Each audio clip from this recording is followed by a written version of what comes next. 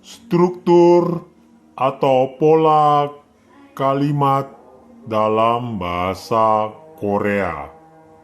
Bagian kedua. Struktur atau pola kalimat dalam bahasa Korea. Munjang gujo. Struktur atau pola kalimat dalam bahasa Korea. Munjang gujo. Di pelajaran sebelumnya kita sudah membahas struktur dan pola kalimat terdiri dari yang pertama, subjek dan predikat, dan yang kedua, subjek, objek, predikat, dan yang ketiga adalah subjek, keterangan, objek, predikat. Nah, bagian yang sudah kita bahas yang lalu, kita baru membahas yang pertama dan yang kedua, yaitu subjek, predikat, dan subjek, objek, predikat. Nah, sebelum kita masuk materi yang ketiga dalam struktur atau pola kalimat bahasa Korea, kita akan mereview lagi yang pertama dan kedua, yaitu subjek, predikat, dan subjek, objek, predikat. Yang pertama, subjek, predikat. Rikiga kada. Rikiga kada. Rikiga kada. Riki pergi. Subjek, predikat. Riki는 kada. Riki pergi. Riki는 kada. Riki pergi. Subjek, predikat.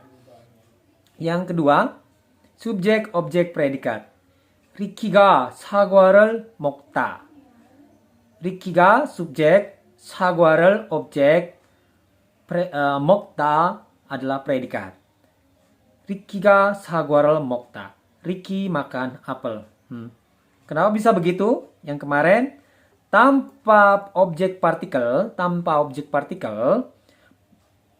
penerjemahan menjadi Riki apel makan. Tetapi dikarenakan ada objek partikel, penerjemahannya menjadi Riki makan apel. Mengerti? Riki는 사과를 먹다. Rikiga adalah ga ini adalah subjek partikel, sedangkan Riki는 atau en adalah topik partikel. Artinya topik yang dibicarakan oleh si pembicara. Mengerti? Riki는 사과를 먹다. Oh, Riki makan apel. Riki makan apel. Riki makan apel. Sekali lagi, tanpa objek partikel, penerjemahannya menjadi Riki apel makan. Tapi dikarenakan ada objek partikel, menjadi Riki apel. Riki makan apel. Penting kan? Objek partikel penting. Selanjutnya kita masuk yang ketiga, materi yang ketiga, subjek, keterangan, objek, predikat. Ya, kita masuk ke materi yang ketiga, siap-siap aja tambah pusing. Yang pertama, Riki는 아침에 사과를 먹다. Riki는 아침에 사과를 먹다. Nah, di sini kan ada Riki. Kalau kita artikan secara bahasa Indonesia, harusnya kan Riki pada pagi hari makan apel. Betul? Riki pada pagi hari makan apel. Betul? Subjek, keterangan, objek, predikat. Pada pagi hari Riki makan apel. Harusnya kan, Kak, ini Riki pada pagi hari makan apel. 1, 2, 3, 4. Harusnya kan begitu kan, Kak? Harus kan begitu. Iya. Bisa. Riki pada pagi hari makan apel. Bisa.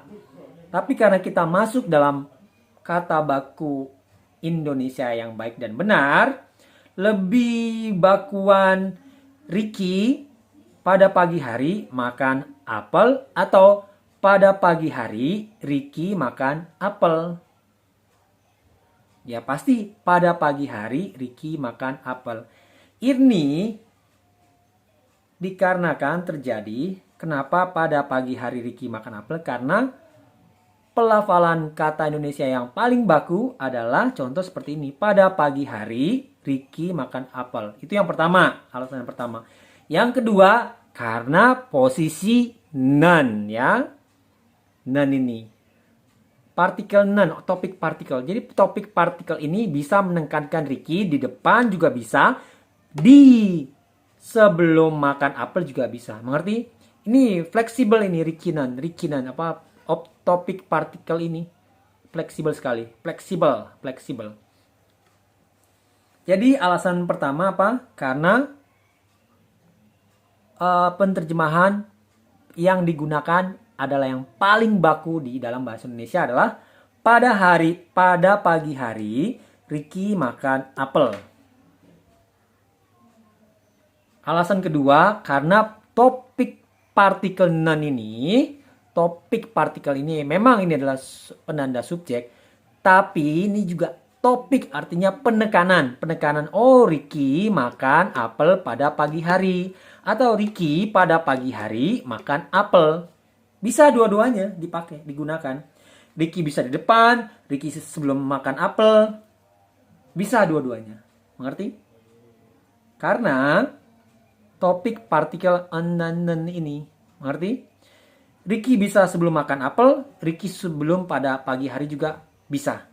Tergantung kata baku bahasa Indonesia yang baik dan benar yang digunakan. Mengerti? Yang kedua, 리키는 오늘의 시장에 사과를 사요. 리키는 오늘의 시장에 사과를 사요. Nah, Ricky pada hari ini ke pasar membeli apel. Nah, benar. Seperti yang pertama tadi, Rikinan ini bisa di yang pertama. Jadi Ricky pada pagi hari ke pasar membeli apel. Bisa juga. Karena apa? Kembali lagi, partikel nen. Topik partikel ya. nen. Riki는 오늘의 시장에 사과를 사요. Jadi Ricky ini bisa di sini sebelum pada hari ini. Ricky pada hari ini ke pasar membeli apel. Ricky pada hari ini ke pasar membeli apel. Nah, bisa juga pada hari ini Ricky ke pasar membeli apel. Jadi alasan yang kedua apa? Membuat kalimat yang paling baku di dalam bahasa Indonesia. Jadi yang paling baku adalah pada hari ini Ricky ke pasar membeli apel. Ricky는 오늘의 시장에 사과를 사요. Pada hari ini Ricky ke pasar membeli apel. Bisa juga Ricky pada hari ini ke pasar membeli apel. Tergantung kalian mempergunakannya ya. Ini saya hanya mengikuti bahasa baku di dalam bahasa Indonesia ya. Pada hari ini Ricky ke pasar membeli apel. Juga bisa Ricky pada hari ini ke pasar membeli apel. Mengerti? Ricky pada hari ini ke pasar membeli apel. Bisa juga pada hari ini Ricky ke pasar membeli apel. Jadi mengerti? Bisa dua-duanya. Ricky pada hari ini ke pasar membeli apel atau pada hari ini Ricky ke pasar membeli apel. Dua-duanya bisa, tapi yang paling baku adalah pada hari ini Ricky ke pasar membeli apel. Mengerti? Yang ketiga,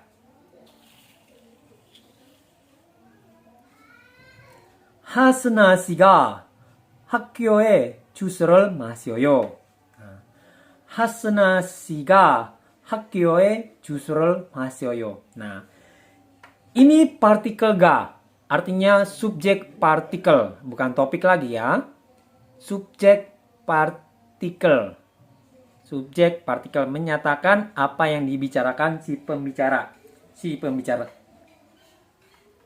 Jadi bukannya ditekankan sebagai topik, tetapi yang dibicarakan. Hasna siga 학교에 주스를 마셔요. Jadi Hasna di sekolah minum jus. Hasna di sekolah minum jus. Nah, kalau ini mutlak di depan. Mutlak. Mutlak mengikuti subjek. Mutlak artinya yang paling depan dalam kalimat. Mutlak. Ga ini. Ga ini paling mutlak. Ga ini paling mutlak. Dasarnya. Dasarnya. Tapi dengan nen dan ga itu bisa bertukar posisi sebenarnya.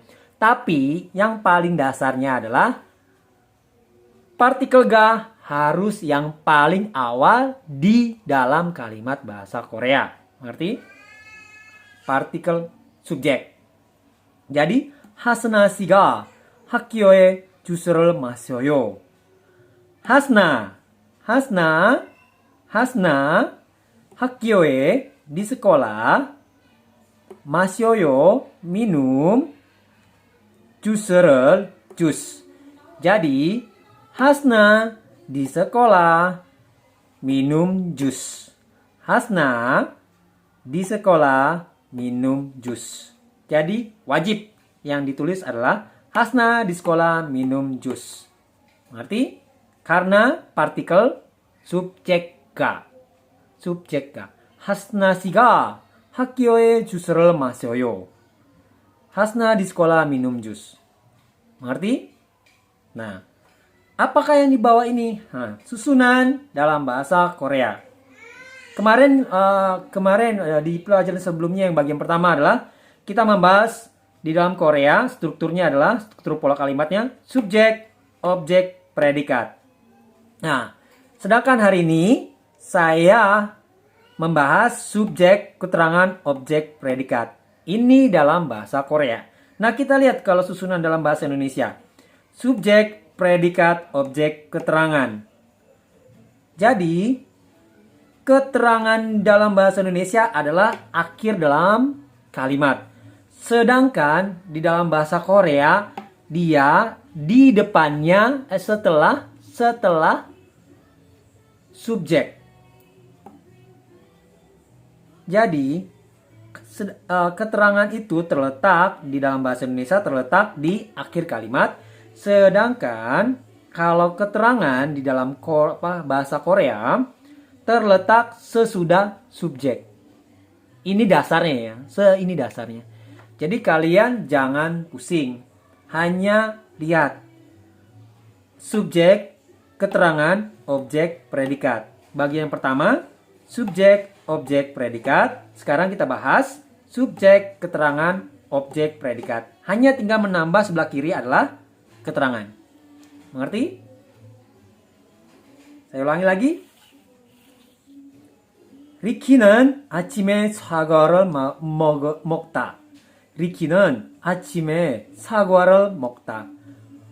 Pada pagi hari, Ricky makan apel. Tapi bisa juga, Ricky pada pagi hari makan apel. Yang kedua, Ricky는 오늘의 시장에 사과를 사요. Pada hari ini, Ricky ke pasar membeli apel. Bisa juga, Ricky는 오늘의 시장에 사과를 사요. Ricky pada hari ini ke pasar membeli apel. Bisa seperti itu. Dan yang ketiga, Hasna 씨가 학교에 주스를 마셔요. Hasna di sekolah minum jus. Sekali lagi, Hasna 씨가 학교에 주스를 마셔요. Hasna di sekolah minum jus. Untuk pelajaran hari ini, sudah mengerti? Jika masih belum mengerti dan kurang paham, silakan review lagi. Ini adalah struktur atau pola kalimat dalam bahasa Korea dalam bagian yang kedua. Struktur atau pola kalimat bahasa Korea bagian yang kedua. Jika ada pertanyaan, silakan komen di bawah. Dan jika tidak ada pertanyaan, silakan review lagi. Nah, untuk pelajaran hari ini kita sekian dan annyeong.